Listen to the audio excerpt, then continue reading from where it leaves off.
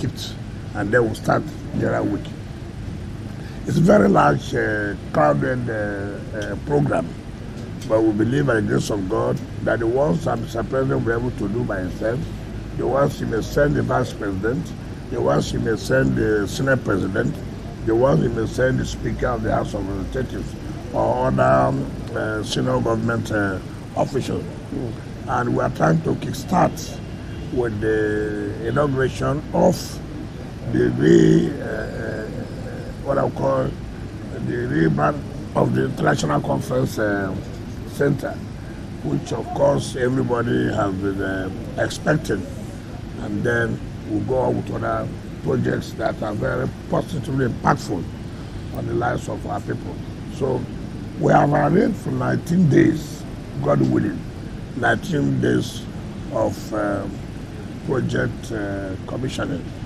And thereafter that, we'll now take on flag of projects that will tend to also be ready in study in office. So that's where we are now. Okay. How many days for commission of projects? 19 days. 19? Yes, 19 days. Yeah. 19 days. I think that's a good place for me to plug in. That is the fact that the exemption of the FCT from the Treasury Single Act has enabled the administration to do a lot of things at great speed and at scale. But is there also a risk of a problem of accountability and transparency in the way the funds are managed? Is that a clear and present risk? There's nothing like lack of transparency and accountability. Take for example, the money we have now is paid directly to the commercial bank. Remember, under the single treasury account, every fund goes to the central bank. Now, what's the essence of central bank? I mean, what's the essence of to block the loopholes of revenue accruing to the federal government. We are not making revenue for federal government. I said there's no need. And that hinders us of participating in the larger financial market, of getting money to fund our projects. Take, for example, the budget is passed, for example, and what comes to us?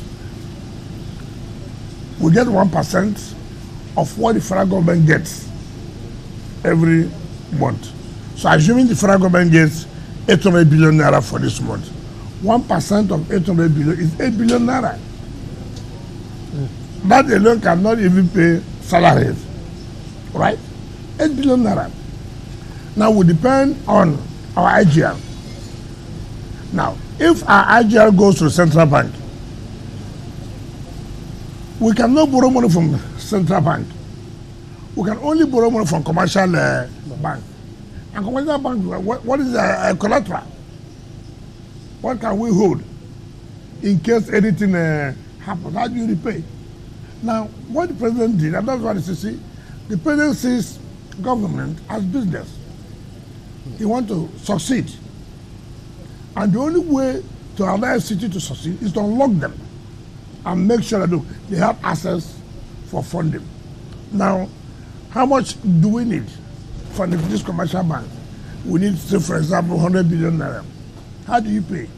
You tie your IGR to the loan. So every month, the bank collects social amount of money. Now, with that money you have, you're going on with your project, because the money that comes every month cannot go round for you to start the execution of projects. So you need much money so as to be paying back with your IGR. But if the president did not do that, we would have been in a mess. And that is true to the matter, we have been in a mess. We cannot collect loan from central bank. So all we will do at the end of the month, what comes in? So it's amount of money. So how do we share it? With the bogus projects, capital projects that you are carried on, it will not work. So removal of a single treasury account was a blessing, and that is done by someone who understands how to make governance easy. If the president has not done that, all this we are talking about commission of projects and this and that, we would have been in the situation today. So his removal from the exit of funds from the cemetery account to enable us to be on our own, to raise funds and carry out projects. And that's what you are seeing today. Yeah, but the question is, what mechanisms exist for accountability of the funds that you are now able to leverage your assets to use? Yes. First of all, projects are approved when it passes 10 billion naira to the Federal Executive Council. Before that, the Bureau of Public Procurement will tell you this is the amount that can be for this project. So it is not only within you staying to approve a project. And then it is also approved in your budget. Right? Now, so what happens? When the Federal Council approves a budget that is beyond the threshold of the FCT Executive Committee, then that you now sign an agreement with the company or the contractor, as the case may be, and then we pay according to procurement out of 30%. Do you understand me? You pay. Now, you now pay a milestone based on the certificate issued by the FCDA that this contractor has done 5%. Now, in that case, you have no problem. And two, we don't sit in the offices to say, oh, the FCDA has submitted the interim certificate, pay social company. No, I don't do that.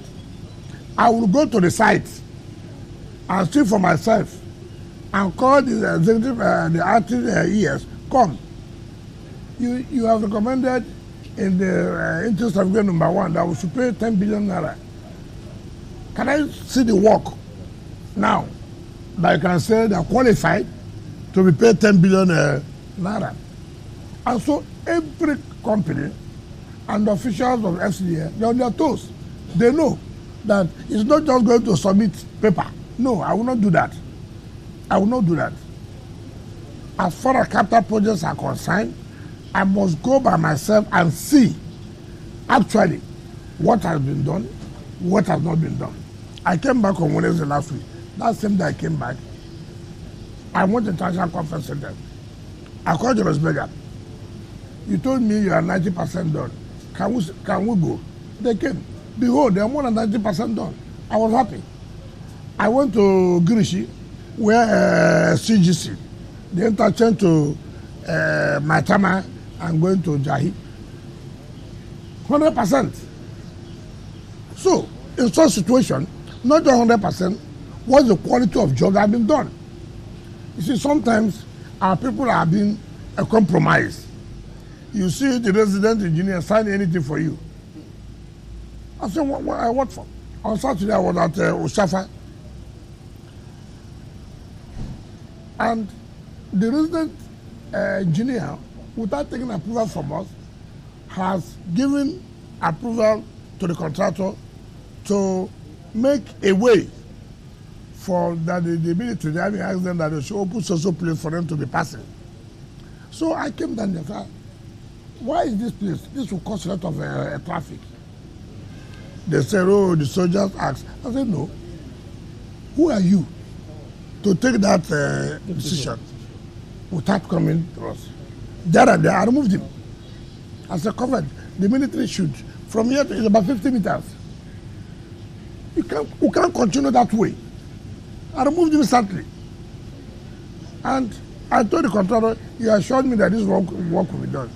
With what you have seen, are you sure you are going to complete this work before this exam? He told me, yes. So that they work in the night. That's okay. On Sunday, being yesterday, I didn't tell him. I went back there on my own. And I was satisfied with what I saw. Indeed, he was going to complete the job. So these are the things you so it's not merely approving. You must show that, look, the money is being paid and the job is being carried out. And It's done in such a way that everybody can see. The contract wasn't approved by me. In fact, I can tell you most of these contracts were being awarded before we came. But it's our policy that you don't just abandon projects because you did not supervise the award of the contract. No. It's the public, this is a public funds. Government is a continuum. If we allow that, then you will see projects scattered all over the place. And that does not make the city to be clean.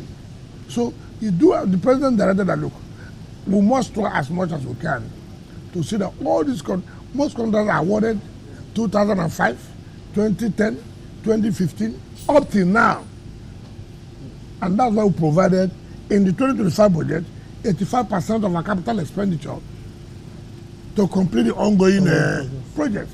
There are so many people that will come to say, no, we are not the ones who are awarded. They'll go and award their own contract. No, it is not about we awarding. It's about we giving the people what they want. And if these projects are going to be positively impactful on the lives of the people, why not continue? And that's what has happened. Sure. Okay, Honorable Minister, that takes me to the issue of IGR. Yeah. It's obvious that there's been an increased drive for IGR in the FCT, the most recent being the ground rent issue. Yes. Okay, some people who are affected have complained that it's either they didn't know about this or they were not informed or they were not asked by previous FCT administrations, and that's why some are owing up to 10 years, 25, 30 years, and that they're wondering why they have to pay for the lapses or ineptitude of past administrations. And then, Honorable Minister, given the state of finances of some people now, they may not be able to offset a bill of over 30 years, that has accrued over 30 years at once. So what are you doing to maybe installmental payments or giving people more time, or what are you doing about this? You see, it's really unfortunate in our country. You're a tenant.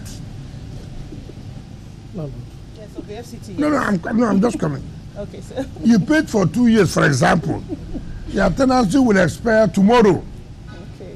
You are coming to tell the landlord, because do not remind you, it's the duty of the landlord now to not remind you. You see, now you are shifting it to the landlord, but that's not the case here. You have a CFO, and the CFO says you will be paying annually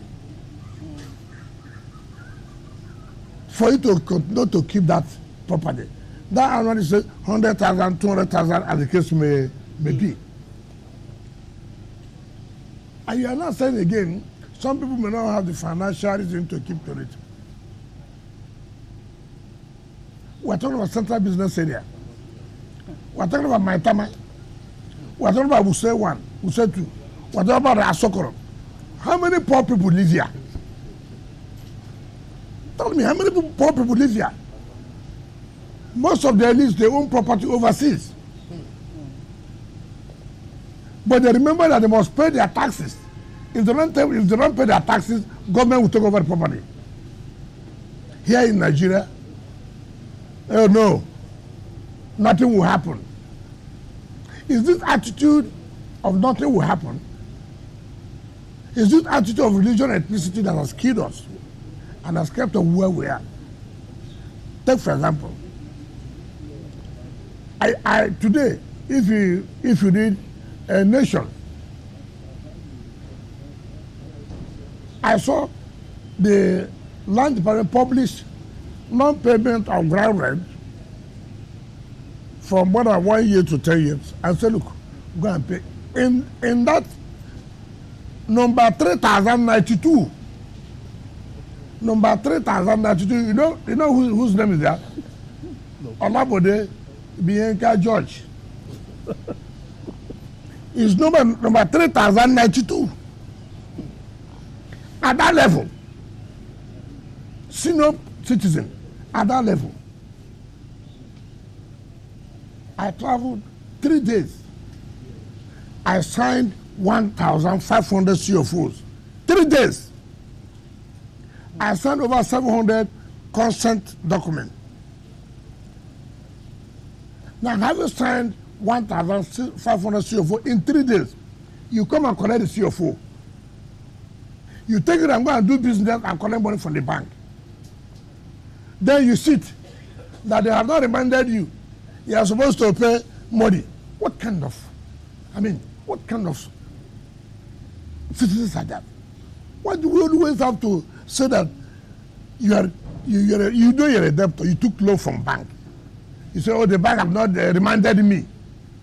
The bank is going to do two things for you.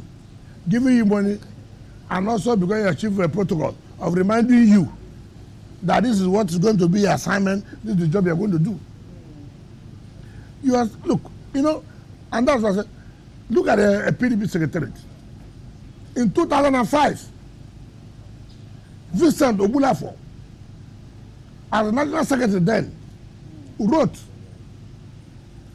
when they bought that property, El-Rufai was the minister of FCT under Obasanjo's government. 2005. The members are there. El-Rufai said no. The mere fact that we're in government cannot stop you from paying tax. And so they should pay 26 million naira for the assignment. They bought this property, according to them, from one senator who lives in Kaduna. We were in government. PDP was in government in 2005. So El-Rufai said, no, pay the money. I will talk to Mr. President then. In 2005, El-Rufai was the minister. Nothing happened, yes. In 2010, PDP was still in government. Bala Mohammed was the minister. To 2015, 5 years. 5 years. Nobody who said, look, what can we be here? Let's ratify this. Up till now, that consent has not been given. Up till now, we're not even talking about the ground rent. From 2005 to 2025, 20 good years. 20 good years. And all you hear here, politics, politics. Listen, I'm here. I'm looking for money. You want government to do this road. You want government to do the satellite towns. You want government to provide this. It will be from my blood.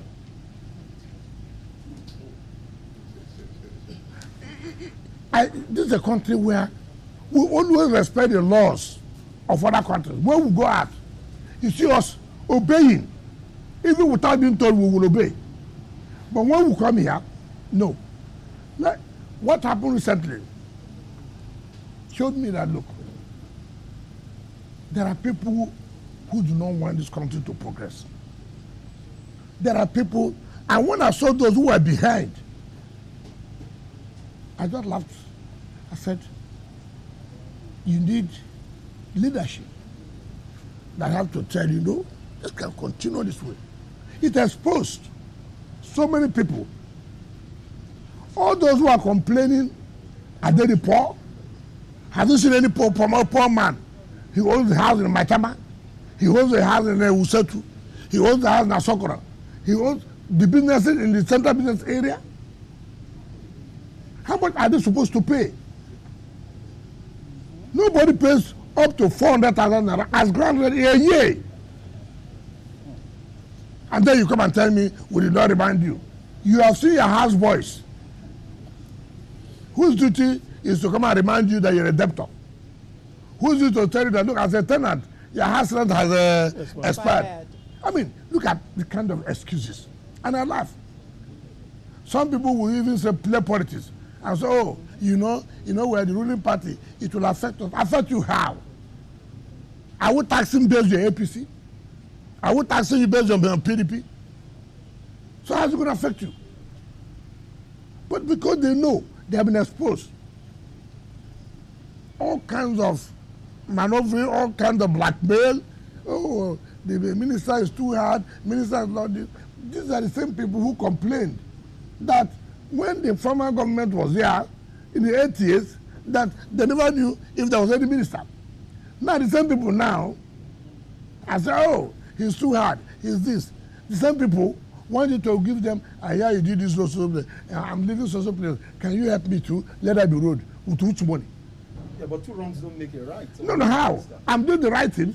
It's the process of recovery. Yes. Or your administrative processes. Yes. Either collect the ground rent or revocation. The argument largely that I've heard is that you don't follow due process. What is due process? You require a court order. No, it's not correct. I don't require a court order. It's not correct. First of all, we're giving you notice. Okay. Remember, in March, we published. In March, we will publish about these people who are owing. In March, April, May, June. Now, look, the caucus of the leadership of PDP, led by Senator Abamoro, they came to see me. Now, look, this is the problem they have. I say, what's that? That this and that and that. I said, okay, hold on. I turned by my right. I brought the documents, internal memos. I said, take.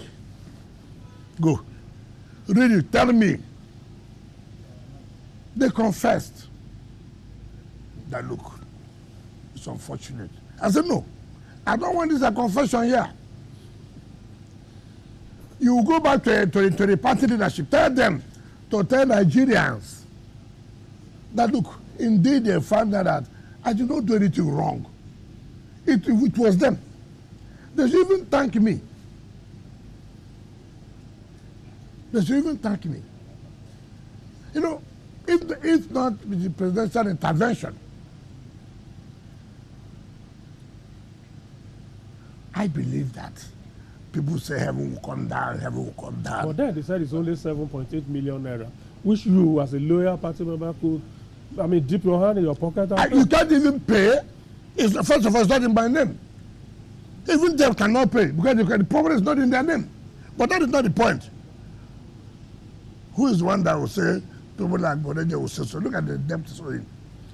That's what I said, sir. Bodeja just said so. How can he say so? I read what he said. If an old man has no job, sit down in your house and read their newspapers. Bodeja said, PDP made me. PDP gave me national name. PDP, I agree.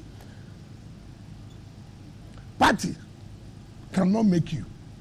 You are the one that will make the party popular to win election. Party. Your Excellency. Now I'm coming, sir. Party cannot say we are popular. It is you, individuals, that made the party to be popular. Look at it this way. I agree that PDP made me. Ask Bode George, whom did PDP make in Lagos?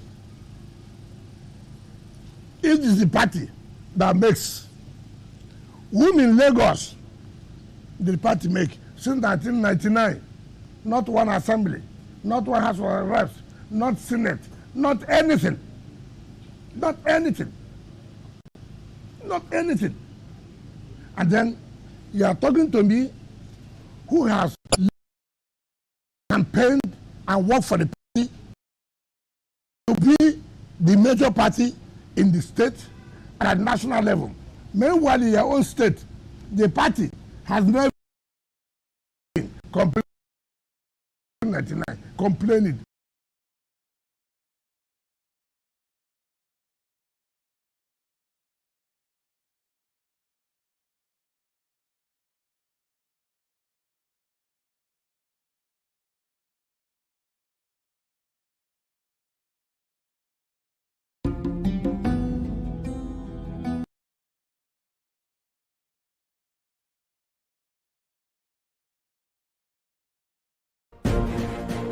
Welcome back from the live telecast. We'll now continue with our regular programs. Stay tuned.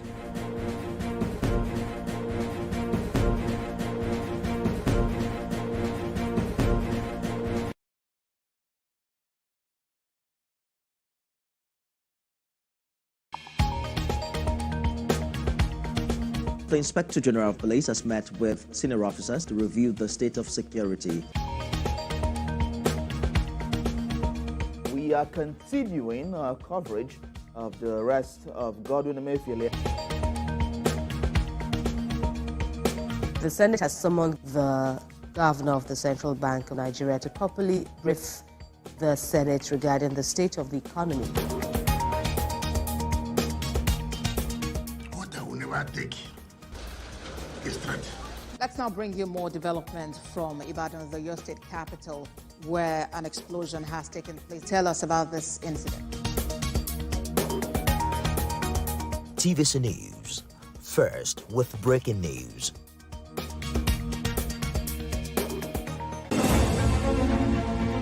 Meet Benga Oreshegun, a fearless voice and an advocate for the truth. He's bringing fresh energy and bold insights to journalists' hangout. Get ready for deeper analysis and dynamic perspectives. Join me and Babajide Kolade Otitoju with other veteran journalists on Journalists' Hangout. Weekdays from 5 p.m. and on Sundays, 1:30 p.m.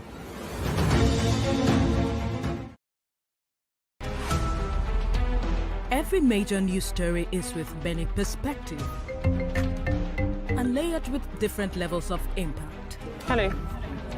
What time did this happen? We will be right there.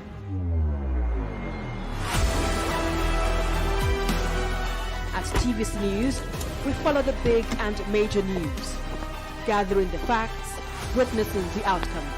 I am here live at the aftermath of the approval of the new national minimum wage. We are TV Station of the Year, not just for breaking news, but for being first, fair and accurate. TVC News, first with breaking news. Every weekday on Business Nigeria, we uncover the secrets of the financial world. We analyze the stock market, shares, bonds, and the thrilling world of cryptocurrency. Facts matter. Our team dives deep to separate fact from popular opinion. We simplify complex government policies as it impacts your everyday life, helping you navigate the ever-changing financial landscape. Watch Business Nigeria every weekday at 2 p.m. only on TVC News, first with breaking news.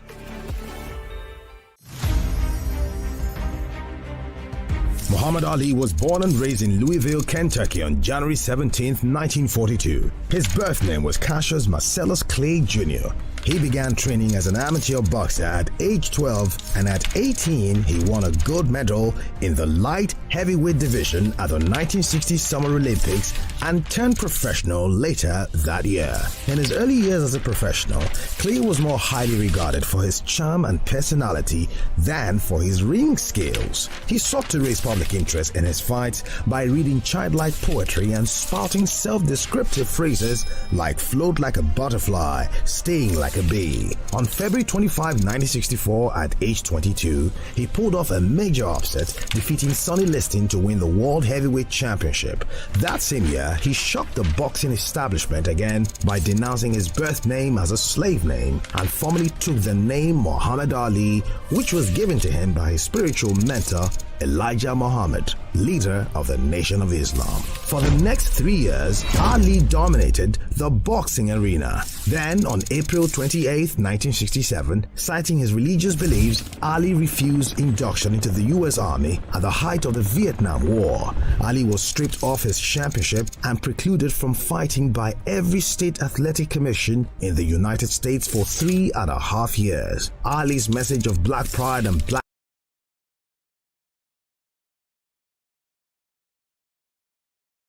project, Mr. Infrastructure. And even without a band, a lot of residents here applaud the work that you're doing in this regard. However, there are also some people asking, so what next in terms of what to expect? Is the signature of your administration going to be about your infrastructure, roads, and the likes of it? Or are we going to see a shift away from that? Maybe not away, but a shift aside from that. Maybe housing, seeing that we have housing deficit here and schools. Okay. Government cannot provide housing alone to the people. Key thing first, what drives investors to come? I want to build a mass housing estate, for example. There are no roads. How would I achieve it? I want to build a world-class medical center. As an investor, But there's no road. How do I build? I want to invest in some schools in the world. There's no road. I want to do farming. I do the farming. No road. Must provide network. Road. Every government first must provide road infrastructure, network of roads. On Saturday, I was in Kwale. I went to Gwagwalada, Kwale, and Buhari, Ushafa. When I went to Kwale, from the junction to going to Abaji, they call A2 to Pi. Supposed to agree on that. A2. And it's one of the projects we're going to commission. Then from Pi, this A2 to Pi is 15 kilometers. Now from Pi to Gomani is 15 kilometers. But I remember that when I got to flagging off of Pi to Gomani, so from this A2 to Pi, the road is bad. How do you award the job from Pi to Gomani without awarding A2 to Pi? How do you go to Gomani? You have to pass through Pi. I called the satellite time coordinator. I said, what kind of thing is this? Of course, English language, grammar. I said, no, this will not happen. Immediately, under emergency, we awarded the A2 to Pi. A2 to Pi has been completed. My brother, you do us a favor sometimes. Used to take interest and go and visit these places. Now, when I got to that Pi, where the road has ended, then the contractor doing from Pi to Gomani. So the contractor told me he had also sold it. I said, no, we must go there now. Let's go there. We entered the factory. Why would this country talk about food security? Why?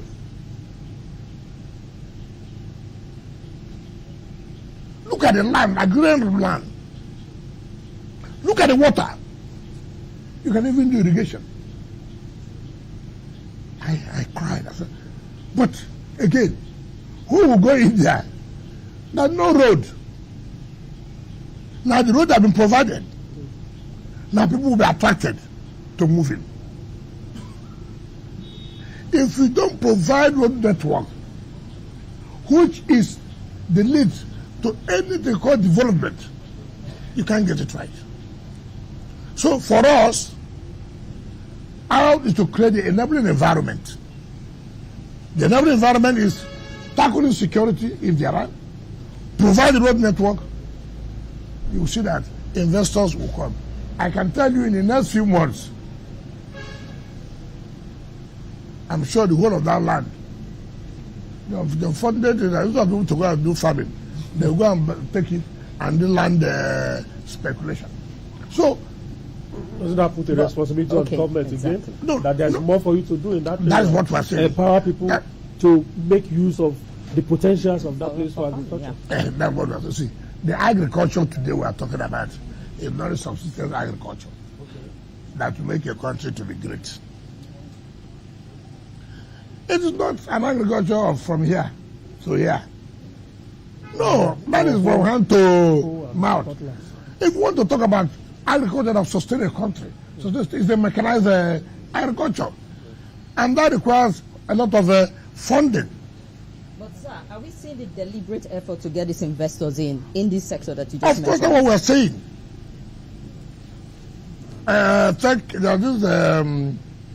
They built a Dubai City Walk. They came that they want to replicate what they call it Abuja City Walk. That's okay, fine. I said, I'm not going to send director of land. I'm not going to send director of government meet with them, no. I say, I'm the one in charge. I said, when are people going back? He said, I'm going back tomorrow. I said, no. To show commitment, you won't go tomorrow. Follow me. Follow me. We'll drive down. That's what I have in mind. The roads have been done. When we got there, he said, look, this is a perfect place. I said, no, it's not the only perfect place. Wait, I will give you the arrow phone now. To show our own commitment, we want this thing done. That's what leadership is all about. I don't want anybody to go and sit down and begin to do a bureaucracy for me. I want it to get done. I sat there. I called the director, I called the director of surveying, and all that. I said, listen, I'm the chief driver of this project. So I told the people, sign an agreement for me that you have to kickstart this, finish the first phase, so that they signed. And then if you don't, I take back our land. They took it, I gave them. Every day, I called the director of development control. I said, listen, the moment they submit the document here of the building approval, what I told them, bring it to me. Because when you go to, without you knowing, some of these, I'm told to respect, civil servants will just sabotage you. So I called the director of development control, let me tell you, this will drive you from your work. If they bring it today, the approval must come out in 48 hours. We must do something for people to believe in us, that we are serious. See what the president is doing. Look, I'm ready to, relax so many things, to encourage investors to come in. We are ready. And see now what that is going to pay off. By July, they are coming to lay the foundation. The same thing that you have in Dubai City Walk is the same thing you have just in Abuja, that you have in Abuja City Walk. That is, but if we had gone, there are no roads, what will happen? It will attract them. Look at so many, I just asked a question. They gave FCT where to build an academy. They gave so many people land there. For how many years? There's no road. Yes, how do we enter the place to build an academy? We are going to commission the road. I just finished it. Now people are driving in. Without that road, nobody will go and do anything. Without that road, yes, you cannot build an academy, which will lead to the development of the area. How do you give people land? No infrastructure. How can the city develop? Individuals don't build roads. Individuals don't provide water. Individuals have been doing it, sir. No. Tell me where individuals have provided road. All they do is they make shift. That is not road with basic infrastructure in terms of water, in terms of light, in terms of water communication. No. And you don't blame them. You don't blame them. You just go and grade something. You say Chadukwa Road. It becomes kidnappers then. Well, I guess that's what life largely is in Nigeria, that where individuals literally, although on a makeshift basis, government. Become government on their own. But I'm still interested in the question of infrastructure. Yes. The budget, the FCT, the budget is about 1.8 trillion, I think. Yeah. And then your administration has set aside 72% or about 1.3 trillion on capital projects. But I want to ask you a question on the small things: water, security, CCTV, and water to start with. I live in Gwarimpa. Okay. We have been struggling to get water out of the tap for the last 2 weeks. You said there's a rehabilitation going on. Yes. How long is that rehabilitation? No, you see, first of all, when things have not been done well, it has this effect. And it's very painful. It's this attitude of everything on bureaucracy. You remember when we came, they were awarded this Abuja Greater City Water through the Chinese Exim Bank and this and that. My brother, to tell you the truth, when you look at some of these things, you just wonder, do we really love ourselves? Do we really love ourselves? How can you, a country, will spend millions of dollars to loan? In 10 years, you've not seen the reality. Now, by the grace of God, as this administration came, the president said, look, we have been hearing about this Abuja Gators. What is happening? I briefed him. It's okay. You have to do something. And by the grace of God, we are going to commission the first phase of the water done by CGC. Right? Now, in that same vein, we're talking about water. When President traveled to China last year, which I was a party to that, we signed the memorandum of understanding with the Chinese government CGC to supply water, to provide water for some of the satellite towns like Karu, Buhari, Kubwa, all those areas. And I said, look, it is easy to provide, to put in the budget. But again, the fund may not be there. You see the whole thing. Now, luckily, President's magnanimity provided 50 billion in that. We, in our statutory budget, we also provide 50 billion. And it's one project that, if we're going to achieve it before the end of the tenure of Mr. President's first tenure, that project will achieve it. But again, it requires funding. And that funding is pay your taxes. Pay your taxes. One thing I tell people, if you are paying your taxes, you are not seeing anything being done with it, you have the right to complain. I have told everybody, ask me, Mr. Wike, we have been paying our taxes.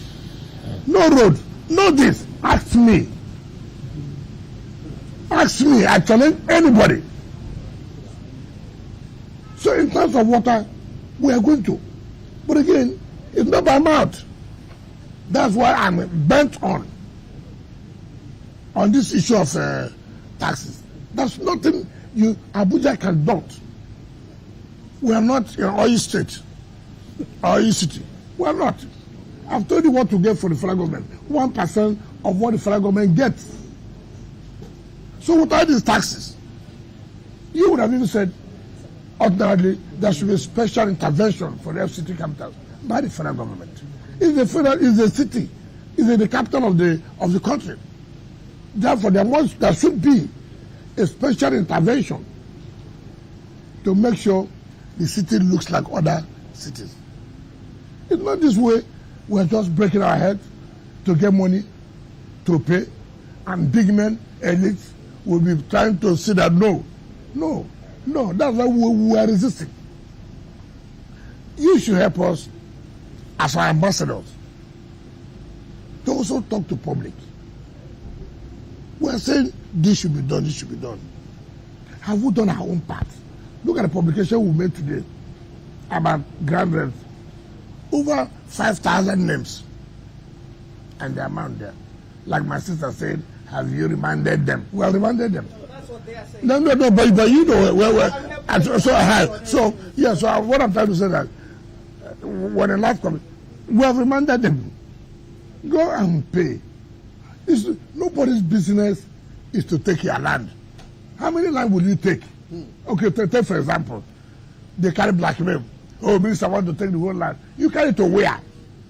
Give to his friends. I mean, okay, even if I give to my friends, would they not pay the ground rent? The issue that government wants the tax to be paid, so you can use the taxes to do something. That's all. That's nothing. If they pay now, if they pay now, take back. We're not interested. Our interest. Do you know that since we started sitting up, go and see the rush now. That's Nigeria for you. Go and see the rush. Is it what it's supposed to be? Minister, I'm staying with infrastructure, but this time mass transportation. Yes. Public transportation is getting quite expensive in Abuja now. People complain about when they try to take the ones we call drop from a very short distance. They're asking them to pay 1,000 plus.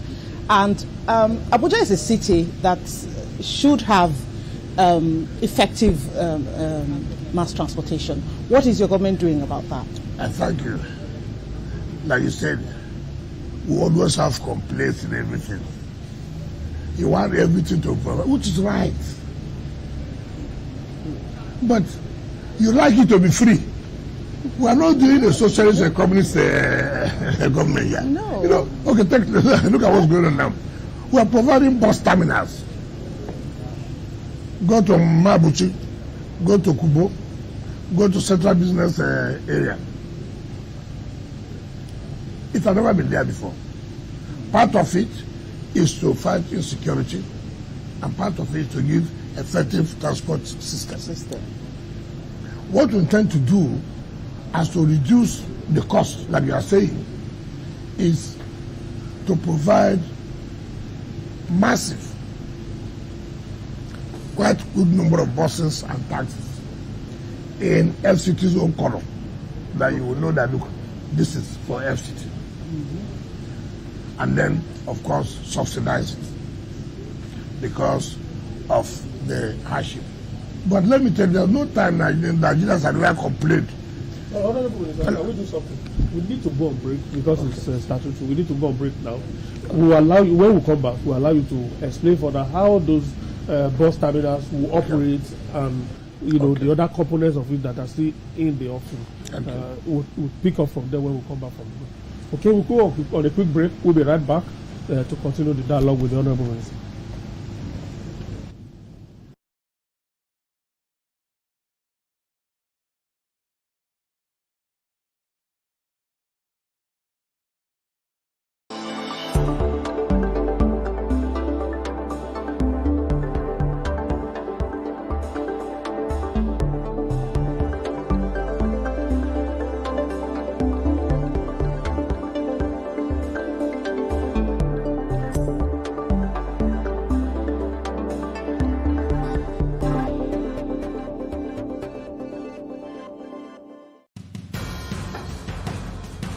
Information is power, information is security, information is knowledge. On Labor Lens, we believe that working people around the world have real questions of their own. They want to know how the world of work operates, what it means to the employer of labor, how policies affect workers in the workplace.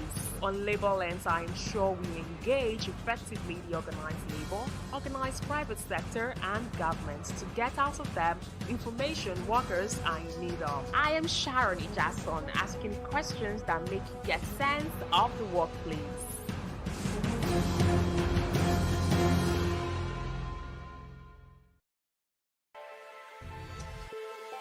Every weekday on Business Nigeria, we uncover the secrets of the financial world. We analyze the stock market, shares, bonds, and the thrilling world of cryptocurrency. Facts matter. Our team dives deep to separate fact from popular opinion. We simplify complex government policies as it impacts your everyday life, helping you navigate the ever-changing financial landscape. Watch Business Nigeria every weekday at 2 p.m. only on TVC News. First with breaking news. Meet Benga Oreshegun, a fearless voice and an advocate for the truth. He's bringing fresh energy and bold insights to Journalists Hangout. Get ready for deeper analysis and dynamic perspectives. Join me and Babajide Kolade Otitoju with other veteran journalists on Journalists Hangout. Weekdays from 5 p.m. and on Sundays 1:30 p.m.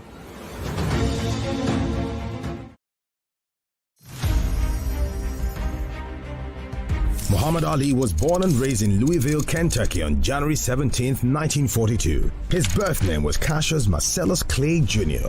He began training as an amateur boxer at age 12, and at 18 he won a gold medal in the light heavyweight division at the 1960 Summer Olympics and turned professional later that year. In his early years as a professional, Clay was more highly regarded for his charm and personality than for his ring skills. He sought to raise public interest in his fights by reading childlike poetry and spouting self-descriptive phrases like float like a butterfly, sting like a bee. On February 25, 1964, at age 22, he pulled off a major upset, defeating Sonny Liston to win the World Heavyweight Championship.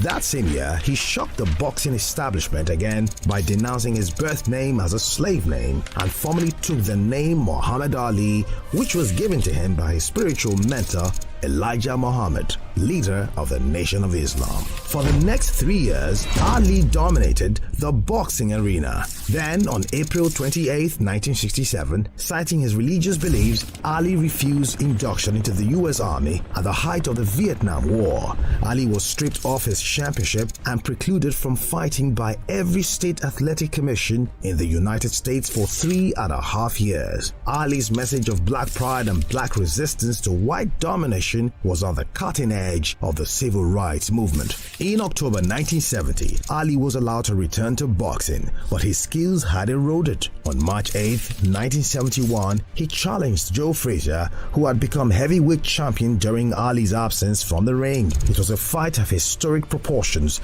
billed as the fight of the century. Frazier won a unanimous.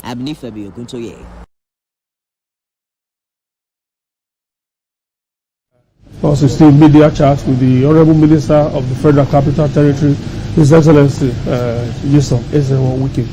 All right, Honorable Minister, you were explaining how the bus terminals would function, and that's so that something. Like I said, we are going to also provide that in Guagualada and Buhari. Now, what we intend to do is to provide buses and taxis. Taxis will be there to convey people to the various areas they want to go. While the buses, as we are coming from other areas, take it to the terminal, and then the taxis will pick you, and will do. And then in that case, you know the vehicles you have boarded. You know who are the operators of those vehicles, so that the issue of one chance does not occur again. Again, we will not also allow any person to operate as a taxi or bus driver. You just go on the road, you see people on the road. I'm going to Buhari, you enter a vehicle. Not registered. All those things will be taken care of. And you ask yourself, well, how could this be a city without all these organizations and rest? How? What makes us a city then? What makes us a city? But you see, in taking these decisions too, you are having a heavy fight. People are fighting it. Why are you doing this? You want to stop some people from making money. How will we stop people from making money? That we want to be organized. You can come in there, but you have to be registered. You have to paint it in our own color, so that people will know. Of course, you have those who are not comfortable with that. In fact, some even label me, after all, you are not in the APC. You are trying to give us bad names. All kinds of things.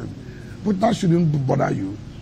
You must be focused and go ahead and do what you're supposed to do.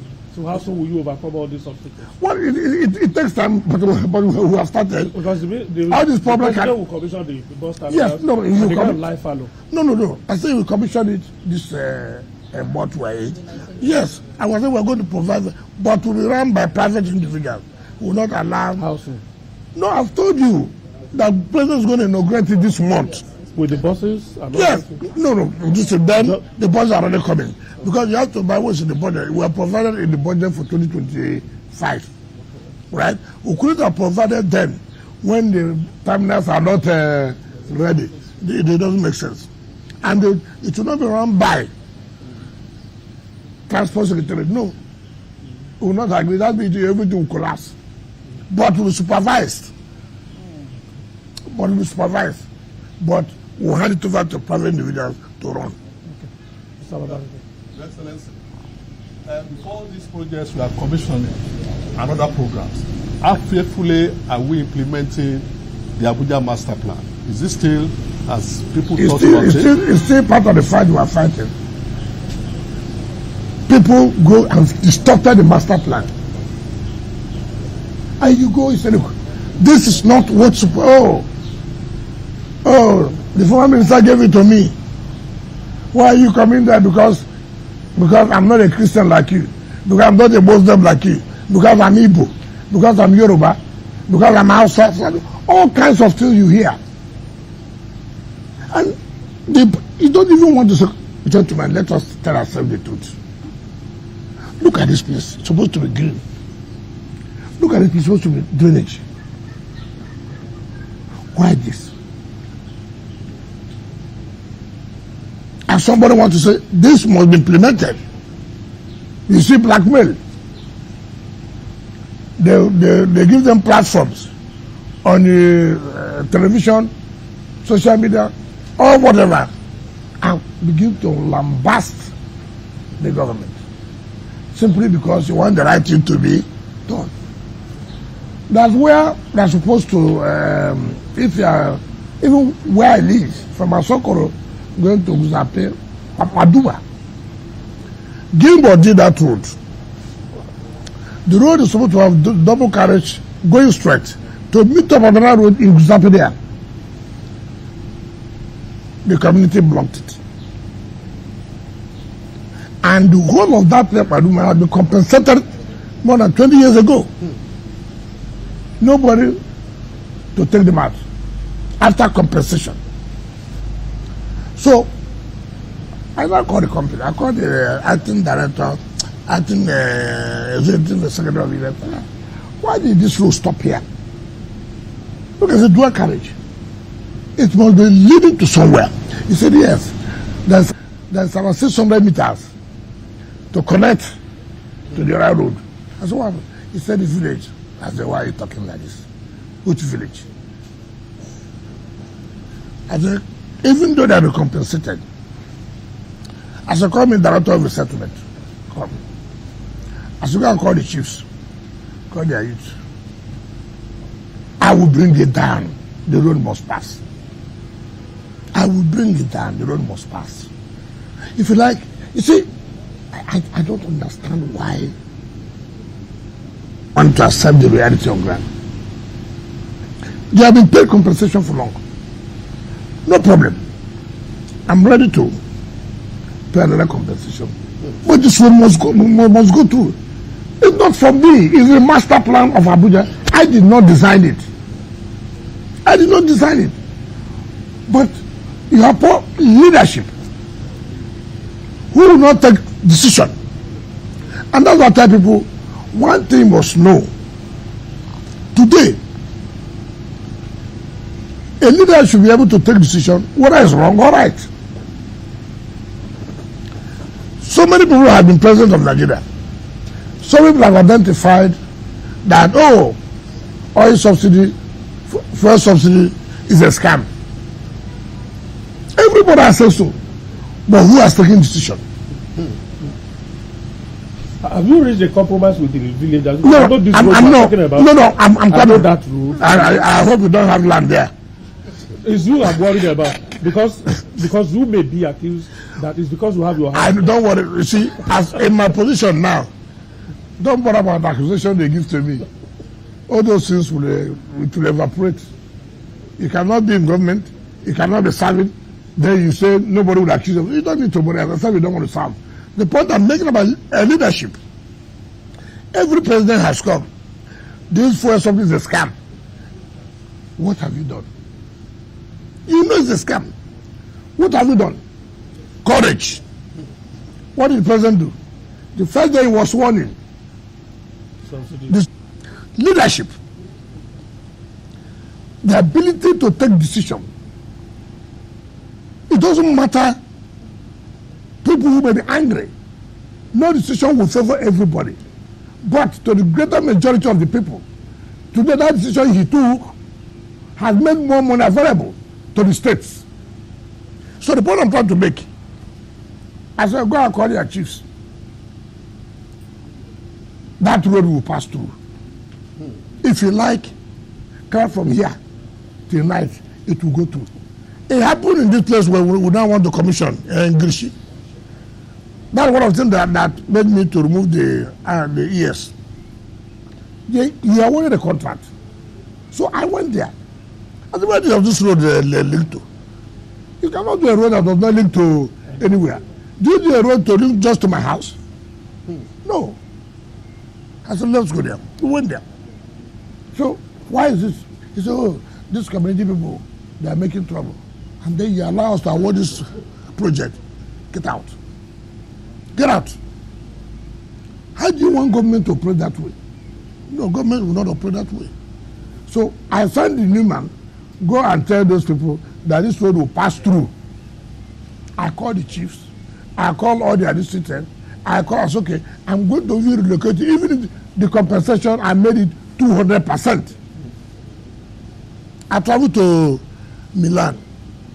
The company called me, look, they're not going to meet up because the communities have refused. I called the active ES. You are from Abuja? I said, yes. You are the active ES? He said, yes. And your people are stopping government from doing road that will benefit them.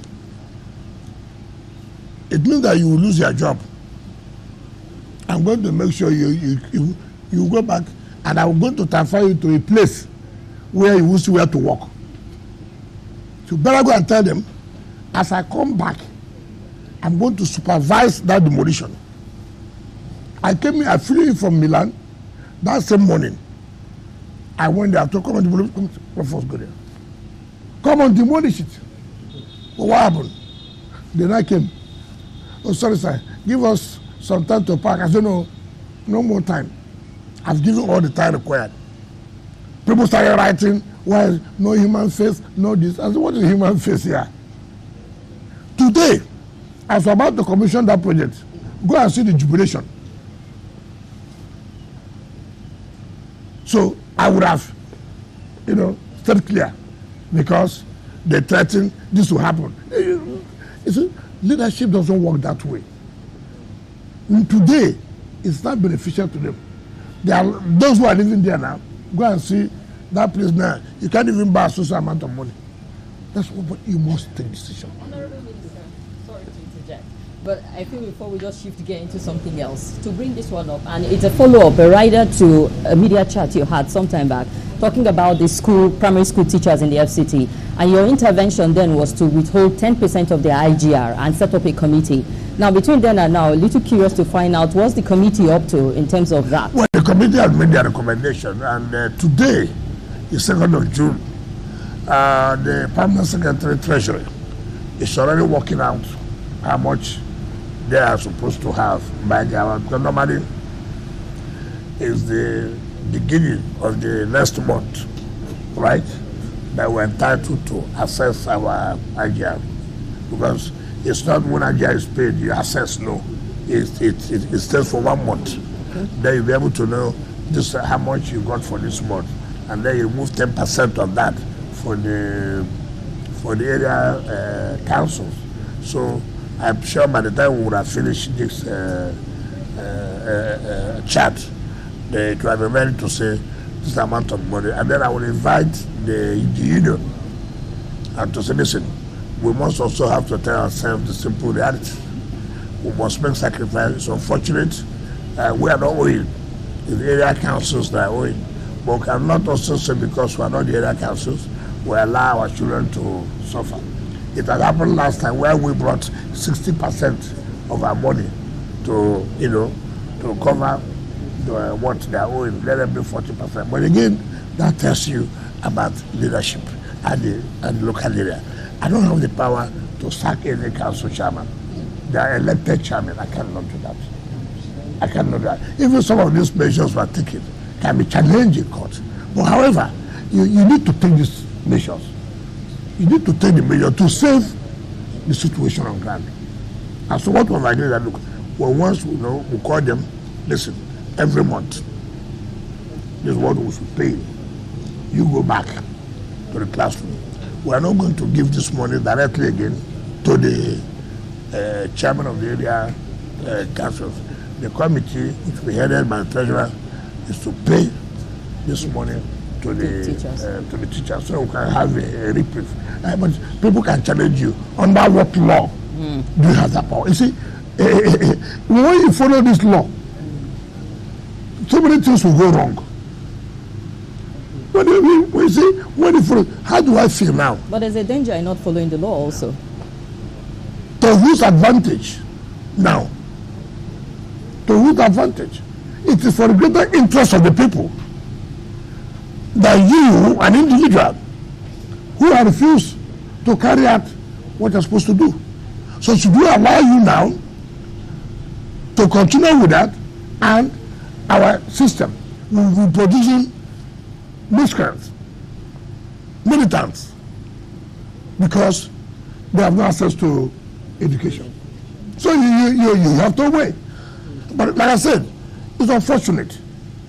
But should we continue with that? All right. Can we segue into politics? No, not yet. But perhaps if you are done with FCT, let me just do a recap then. On FCT, I know that your modus operandi is not to start new projects, but there are provision for new projects in the budget that has just been. It's about 15%. About 15% for new projects. Yes. And I know that around November last year, you advertised those new projects. There was a rigorous procurement process that had been done and all of that. Now that the budget has been passed, are you going to resume that process of awarding those new contracts based on the procurement? Some have been awarded by the Federal Revenue Council. Some have been awarded. But we will not start it because our own budget hasn't come. Some are in the national budget, which have been passed. Some in our statutory budget, which have just been passed, but have not been assented to by Mr. President because it cannot be transmitted back to Mr. President. I can tell you the truth. We made an estimate that this is what we are going to get from our IGM. And based on that estimate, we said we are going to carry out this project. That's why you see us being aggressive on this issue of payment of ground rent. If that is not achieved, obviously, it will be like abandoned projects. And that's what we don't want to have. I don't want projects awarded for the sake of being awarded. No. I want it's awarded, it has to be implemented. Like I said here, we have set up in our mind, look, the president will be 3 years, May 29 next year. What do we have to let the people know, see what the president has been able to achieve? You must have a target. You must have, look, these are things I'm going to do from now to point. But our handicap, our challenge is this issue of payment of taxes, which I say,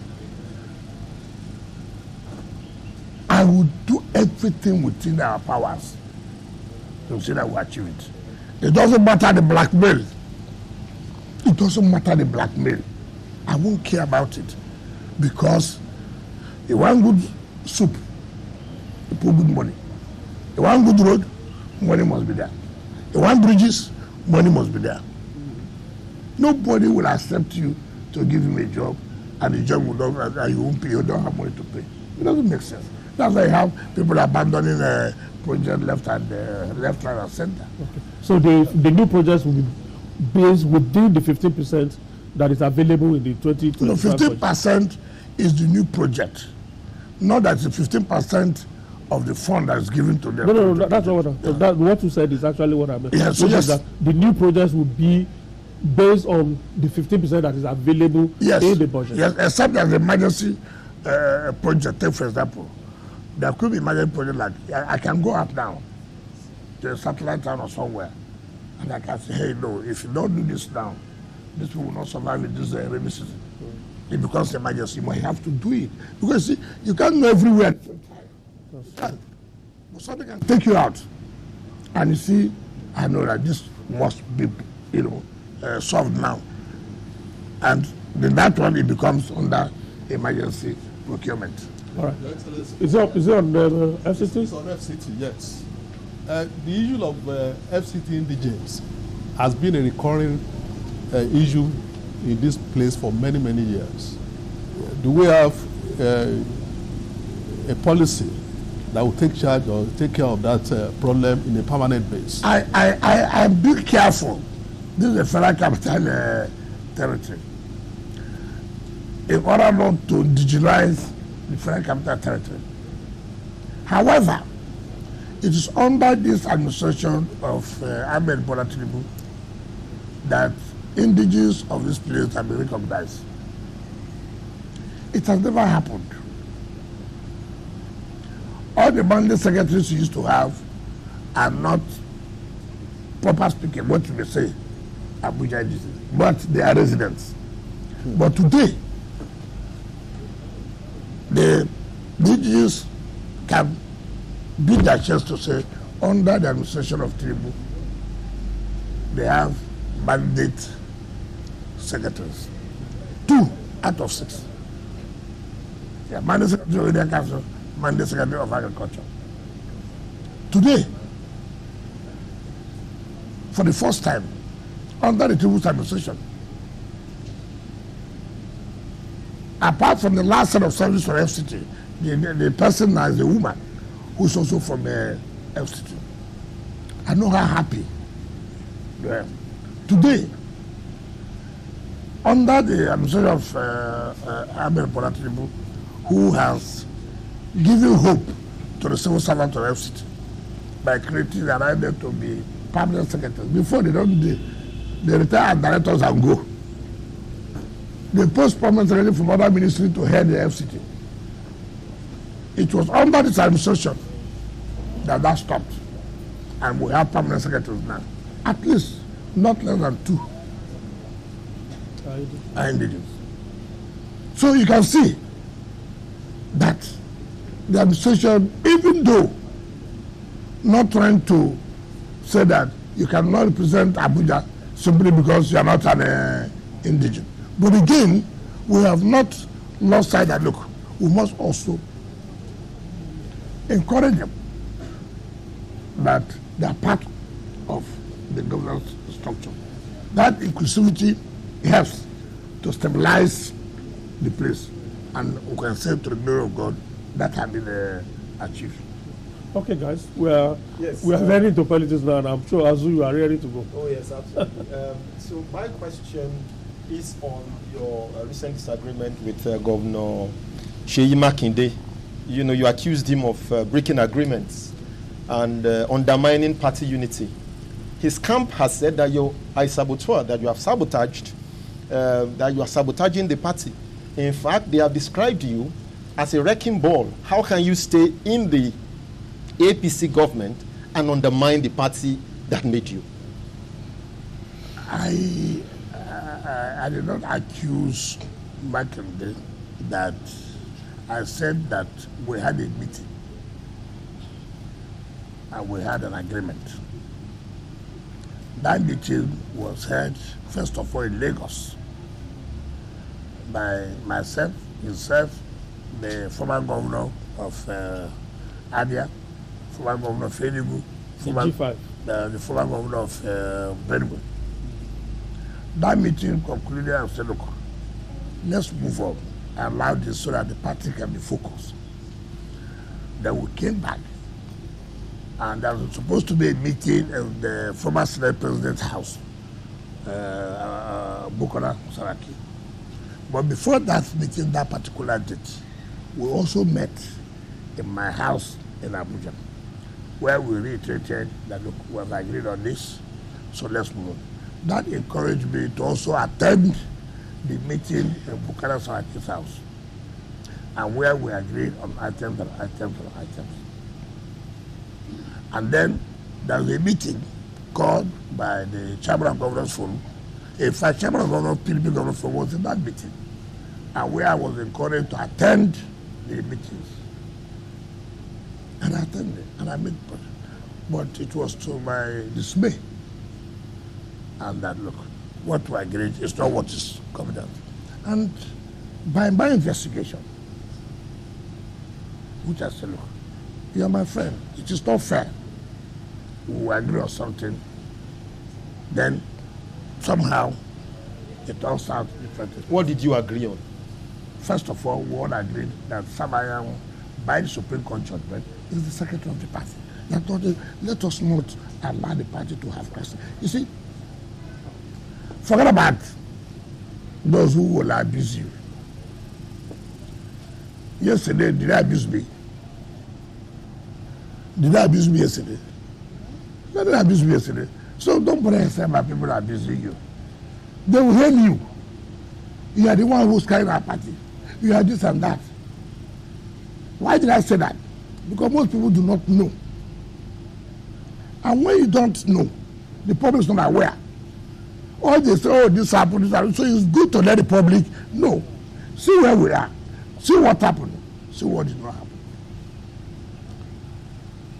I read what one of his boys said, abusing me, all kinds of. Did you deny what I said?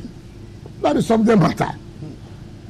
It's not about I'm a spoiler, I am this. Those are names you can give to anybody. Deny what I said. We did not agree. We did not meet.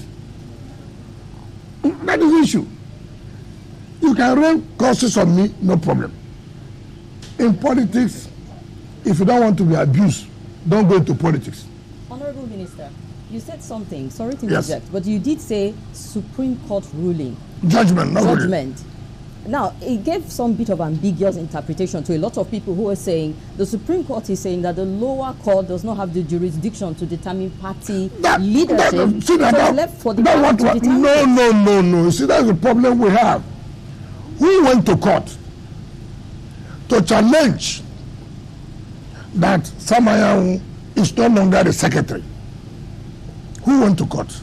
It is Governor Sheyi and his people and Mbada went to court. And the State High Court, the State High Court said yes. By him running for the gubernatorial election in Imo State, that is due to have resigned. Samayahu went to Court of Appeal in Enugu. There was split judgment of 2-1. Samayahu went to Supreme Court. And the party also went to Supreme Court challenging that decision.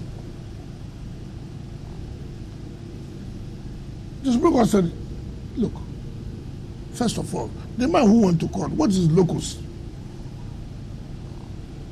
Assuming there's even a crisis, is within the internal affairs of the party.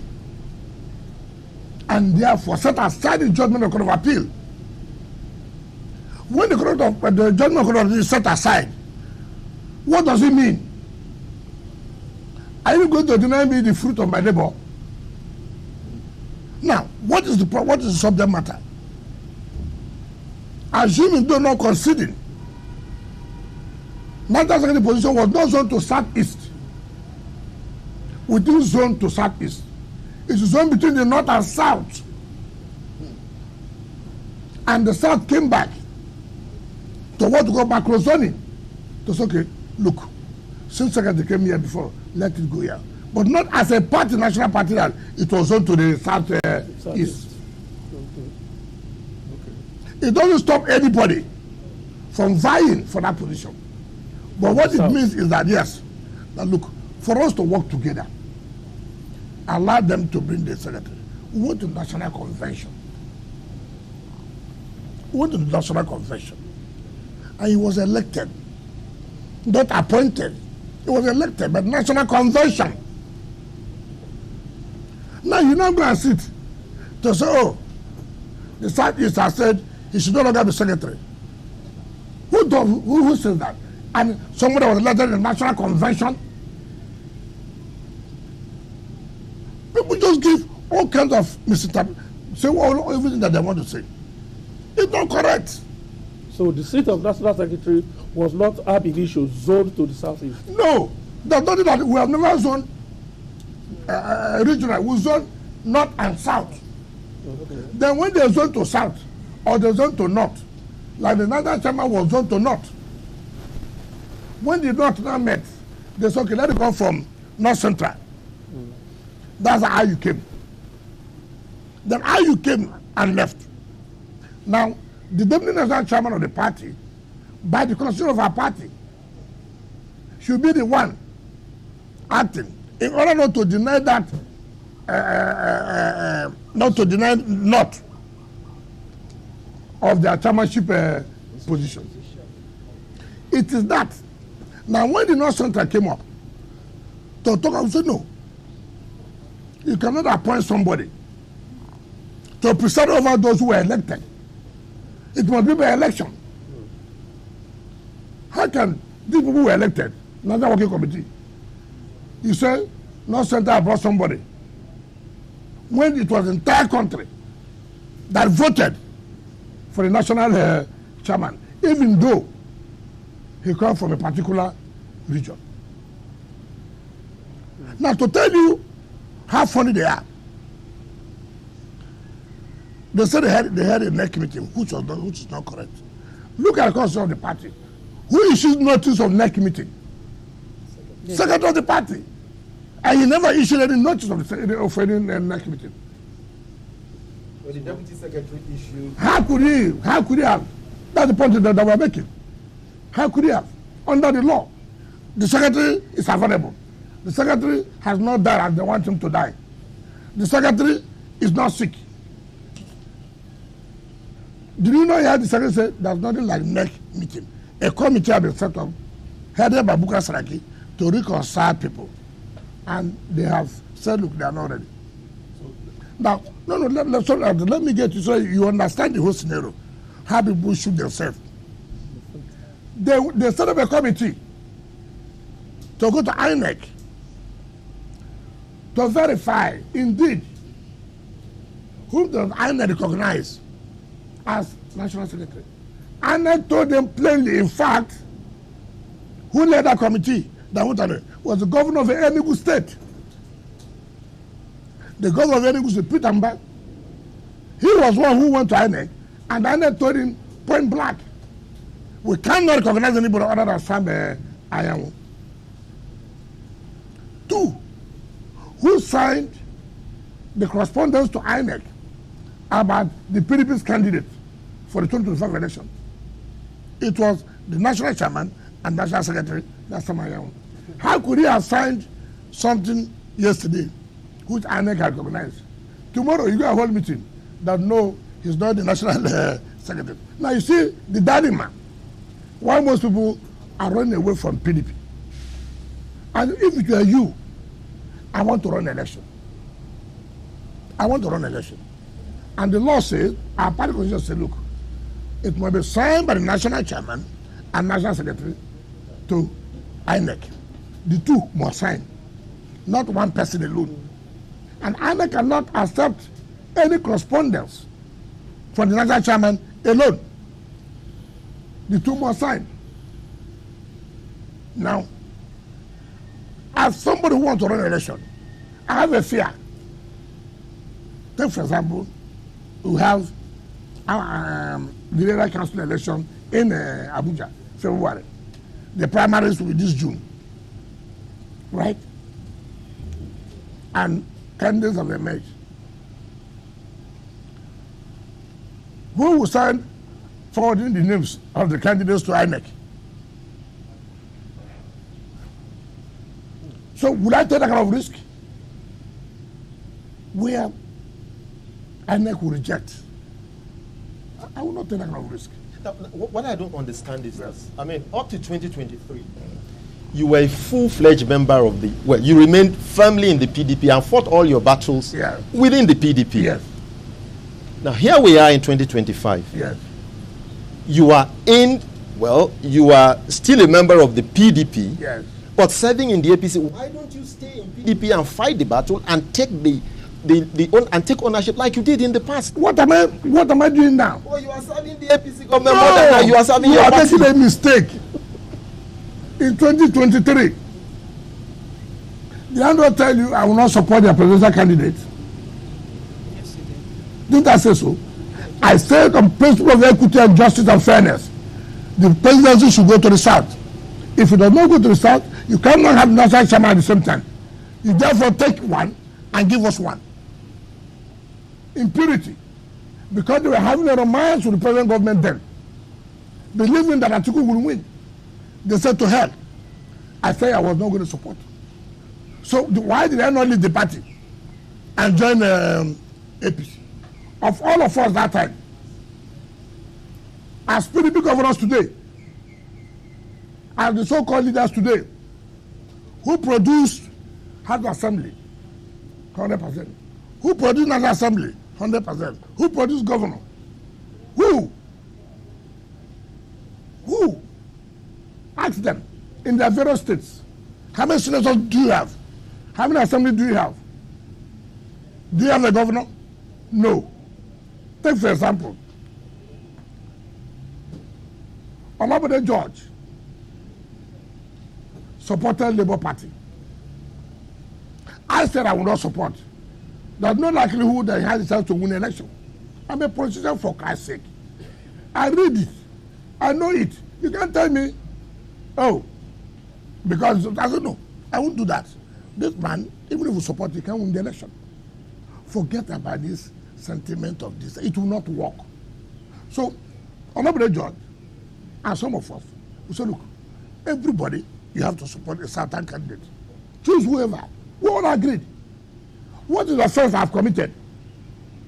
That I supported Bola Ahmed Tinubu under APC. If I was playing anti-party, then PDP wouldn't have won for governorship. PDP wouldn't have won National Assembly. PDP wouldn't have won House of Assembly. Our state was the only state in this country, in PDP, that gave PDP that kind of victory. Now, you are talking about me. I never collected ministerial position without writing to the party. Okay. I wrote to the zonal. I wrote to the governor. I wrote to the national party. I challenged any of them. Whether they have said, no, don't take this position. In any case, how would they say so? When the government wrote to the governors and the rest to nominate people for appointment of board, all the governors wrote. Nominated names. I can show you the names. So if you, in PDP, can write to APC government, submitting names, so what is wrong in me, a PDP member, also working? What kind of a life is that? You go and lobby the president to give social person appointment. You come out in the daytime, oh, he's working with the APC. Baba Mohammed, he was APP. When Jonathan became president, they made him minister of FCT. Did anybody die? When Obasanjo won the election, he made late Bola Ige, who had Alliance for Democracy AD, he made him Attorney General, the #1 position, the only minister recognized by the Constitution. So, not the PDP gave the appointment. 2010 to 2015, they gave to somebody of the APP, who now changed to PDP. Nothing happened. Nobody shot anybody gun. Now, something I worked for, I did not hide it. I said, I will not support this impunity. I'm going to support this. If I've done it secretly, then you would have said, oh, you are this. I made it clear. This impunity, injustice will not stand. And I've also told them that. So, what is happening in PDP is people who, I don't know whether I may call them undertakers. Because I don't see any reason why you put yourself under that kind of crisis. Honorable Minister, I'm taking you to River State politics now. Yes. And I'm going to ask you a point-blank question. Yes. This crisis, if I may call it that, between you and Sim Fubara, is there going to be an end to it? I don't know what you mean by crisis between me and Sim. That's why I said, let me put it that way. I don't have any crisis with him. So whatever is going on now in River State, is there going to be a resolution soon? I don't have that. Okay, you do understand, Honorable Minister. Is that not fair right now to lift the state of emergency? I'm not the president who declares state of emergency. Yeah, but it's your state. Do you think there's enough space now? If Mr. President had called me that time, I wouldn't have agreed for state of emergency. So he knows. He doesn't want to lift. He has everything on his I don't know. But politically, is it right? Is this I have never supported So the issue of because it's right or not, it does not arise. But we what I said was that his declaration of emergency was to save the governor, because the governor was almost impeached. That was not our own hope. We wanted after the people, I said so severally. But the president is wisdom. And that's why I said the governor said it, that his people should not be talking too much. That the president saved him. I did not say it. He said it. Now the point I'm making, when you say crisis, I have told you severally, I don't have crisis. But rather, the governor, unknown to me, gave himself to be the tool for those who couldn't fight me to fight me. You see, when people talk about resolution, sometimes when I go back, in my quiet moment, I played the video of the speeches of the governor. What he said, what he did to me. I would. Was it necessary? This was somebody who brought you, gave you food, gave you everything, did this for you. Then you became a tool for his enemies to fight him. You know, we're all human. When people say there should be peace, nobody said there should be no peace. How do you feel? How do you feel? Take for example, how do you feel? You know what you pass through by sending your son to school. You know what you pass through to make it be a human being. All of a sudden, in the night, your son came with 2 people with gun to shoot you. Just tell me, is this something that will just go away like that from your mind? You made sure you gave your son good education. You made sure you provided food for him. You made sure he didn't lack. You were ready to sacrifice everything you had, and you made that sacrifice.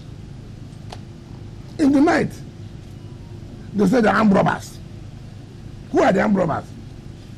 Your son is the one carrying gun. Your time is up.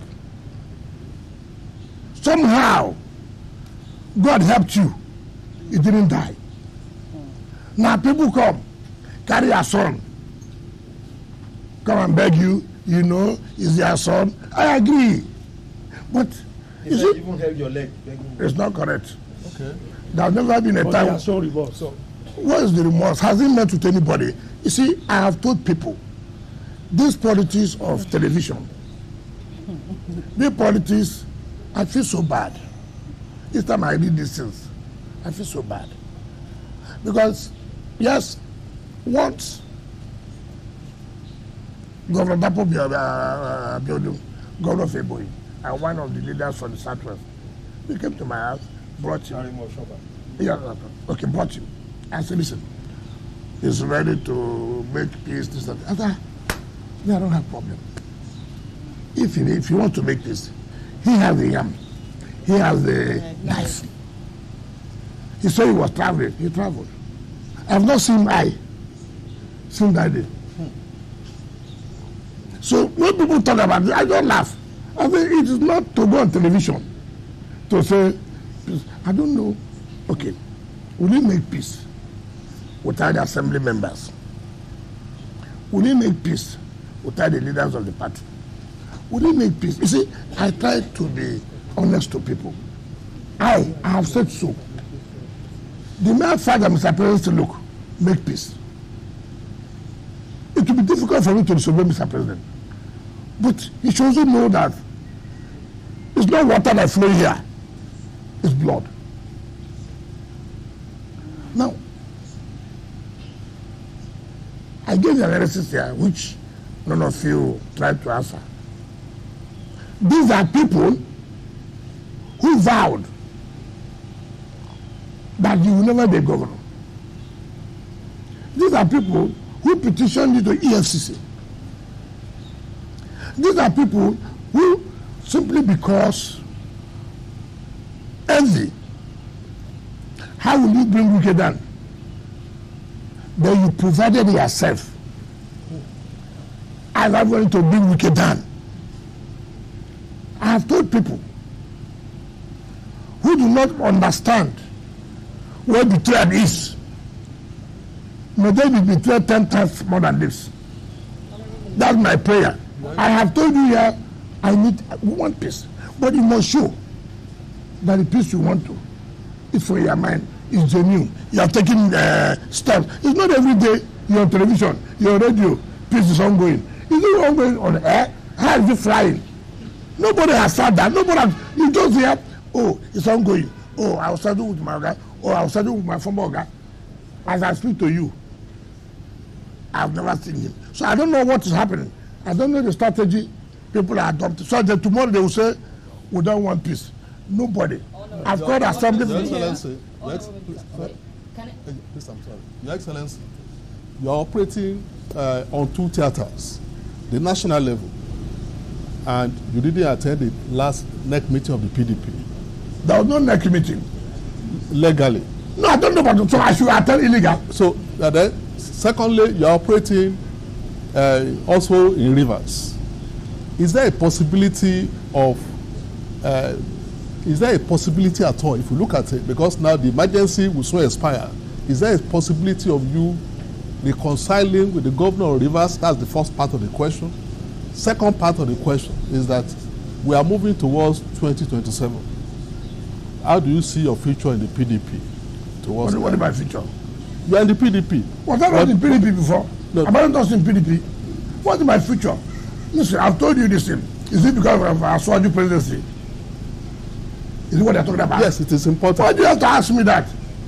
Don't you know that I said that you want to run against him, in fact. So are you not aware that I will lead the campaign in Rivers State? Why you want me to say no? Are you not aware that he did not get up to 10% here, but he will win here? Are you not aware? Okay. So don't be asking me a question. You know. You are going to lead the campaign. Of course. Okay. For the APC. Is that hidden? Okay. Honorable Minister, sir, just because we're pressed for time. Because I have said the South must produce the president. Honorable Minister, now aside from all the political talk, the average Nigerians have been complaining of hunger. And now we are seeing people who have served like 2 times governor and minister also saying the hunger has come to them. It feels like hunger pro max at this point in time. Okay. Now, how is your administration and the Renewed Hope administration addressing that specifically? Because we're seeing politicians say they're hungry. You know what I don't like in Nigeria? We have the time to listen to jokes. But they are influential people. Which influential? What makes them influential? You think they're influential? A former governor and minister? Hold on. You are talking about Rotimi Amechi? Yes, sir. And you have been specific. I don't know how a man will choose his 60th birthday to tell lies. It's unfortunate. Of all time, it's your 60th birthday that people are celebrating you. You used to tell lies to Nigerians. You are hungry. Let us tell ourselves this. He was Speaker 1999 to 2007. And if anybody knows, he was the most pampered speaker. Then he was reading law in London as a speaker, 1999 to 2007. He became a governor, 2007 to 2015. He was still reading law in London. 8 years as Speaker of Rivers State House Assembly. 8 years as Governor of Rivers. You never talked about hunger. He became a minister from 2015 to 2023. 8 years, super minister, transport. Where you were borrowing money for exit bank loans. He didn't talk about hunger. 2 years you have left office. I'm in coalition because I'm hungry. You're only hungry of power. And that's just failure on his part. How do you look at it? How do you insult Nigerians? Why do you trivialize the issue of hunger or poverty? Why do you do that? You're insulting Nigerians. You joined Atiku. You joined Alpha because you are hungry. Have you not insulted Nigerians? Just that you can't stay out of power. That's the hunger. You can't stay out of power. How would a man say 1999 to 2023 we stand before Nigerians who presided over billions of naira? This was the same man who on the national television told Nigerians he doesn't like money. Meanwhile, dollar was showing. Meanwhile, dollar. You are carrying dollar. And you are telling Nigerians you don't like money. What kind of country is this? And we are listening to that. And you said it's influential. What's the influence? Let me tell you what's the influence. You know, we overrate people. We overrate people. What's the influence? He was governor 2015. He couldn't produce a successor. He couldn't give his candidate, Muhammad Buhari, come up to 25%. He was a sitting minister in 2019. No president had ever moved with soldiers the way he came with soldiers. He said he produced a governor. He couldn't produce a candidate. Again, his candidate Buhari. He said he produced a governor. He couldn't produce a candidate. Again, his candidate Buhari didn't make 25%. He was the DJ of campaign. Wow. Again, in 2023, he came. Okay, this time around, I'm going to support Atiku. In PDP, thank God, we did not support PDP. If I supported PDP and they won, he would have taken the glory. We said, okay, we will not support PDP.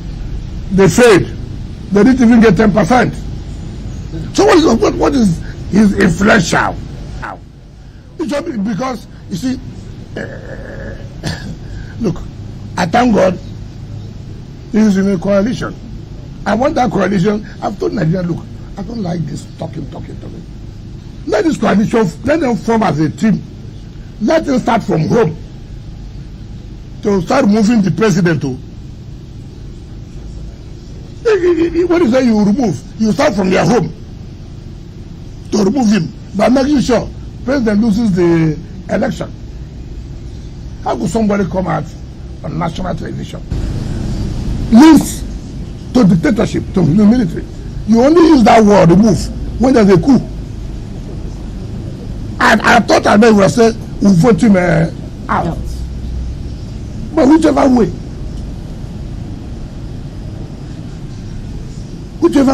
Why would a man not talk about, you saw what happened in this country in 2015, 2019.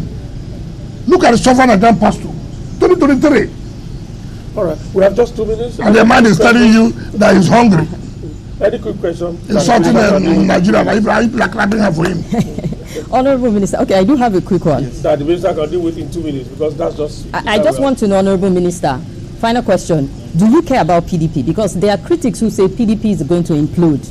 2027, it might not survive it because of the infighting that is going on within the party. Now you're a stakeholder, you're an influential person, you're relevant in the party. Look, and look, let me tell you. If I say something about PDP today, they're telling me, let them, no, you're not the one to lead me. Say it. Let them leave the party. So, but people are saying the party will die a natural death. Let me tell you, implode. because some people want to kill it. We say it will not die. We'll make sure it will not die. That's why we don't allow them to get what they want. Well, it's losing stronghold. Delta is gone already. That is to tell you, okay, look at it. If it's a party, leadership problem, look at it. You won't tell me that you don't have intelligence that Delta will go. You won't tell me that you don't have intelligence that was Akwa Ibom. Now, leadership. What do you do? Should you allow this to happen? No. Send a team. But why are you doing this? No, you're making a mistake. This. Impunity. Let them go. You know, it's opposition does not do impunity. No. We try to see beg, put everybody together. You don't say, let them go. Let me tell you, they are just playing to the gallery. I cannot do that. The more you look, the less you see. All these people shouting. I just give you some time. I came out. You have seen me here. I said I will support that. So I didn't say I didn't say with people. The way we won other elections, that I will win. Did you understand me? I'm not a liability. I'm an asset. Whether you agree or you don't agree, I'm an asset. Okay. All right. Whether you want to die, you don't want to die, I'm an asset. It doesn't matter. You may not like me. If you are liking it, has nothing to make me not to be. I'm an asset. You have not said what you want to say about people. At the appropriate time. All right. We just have to go now. We know national assets, yes. Minister. This is an asset to PDP. It's also an asset to APC. So we are a national asset. I'm an asset to making sure that Tinubu wins the second tenure. All right. Thank you very much, Honorable Minister. We have to end it here. Guys, we have to go. Kim, yes. Thank you. Thank you very much. And of course, Mr. Babarisa. Thank you very much. Shehu, good to see you again. Thank you. And of course, Honorable Minister, thank you for granting us this audience. We hope to see you again. That's how we draw the curtains on today's edition of the Ministerial Chat with the Honorable Minister of the FCT, His Excellency Nyesom. We hope to see you again. Until then, we say goodbye. My name is Ben Garulima.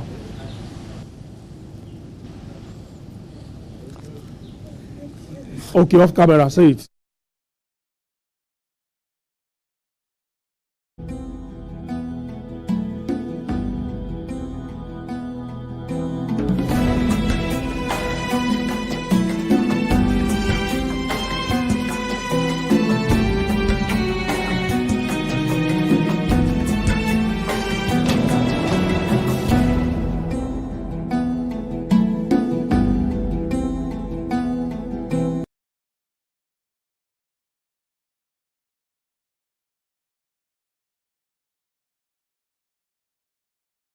Assembly, I recognize you, sir. You are welcome.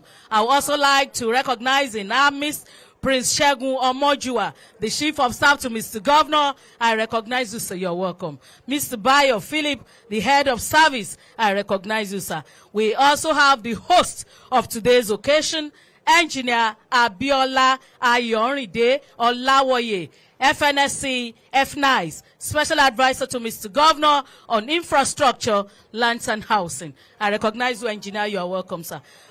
Members of the State Executive Council, I recognize you. Members of the Ondo State House of Assembly here present, I recognize you. Let me recognize the Secretary to the Government of Ondo State, Dr. Taiwo Fashoranti. I recognize you, sir. You are welcome. Let me recognize in our midst the Head of Service, Mr. Bayo Philip. I recognize you, sir. We have with us the Executive Chairman of Ilaje Local Government, Honorable Morris Orikpenaye Ara, the Chairman Okitipupa Local Government, Honorable Andrew Shoga Ogunshaki. Honorable, let me use you as a point of respect to all the chairmen of local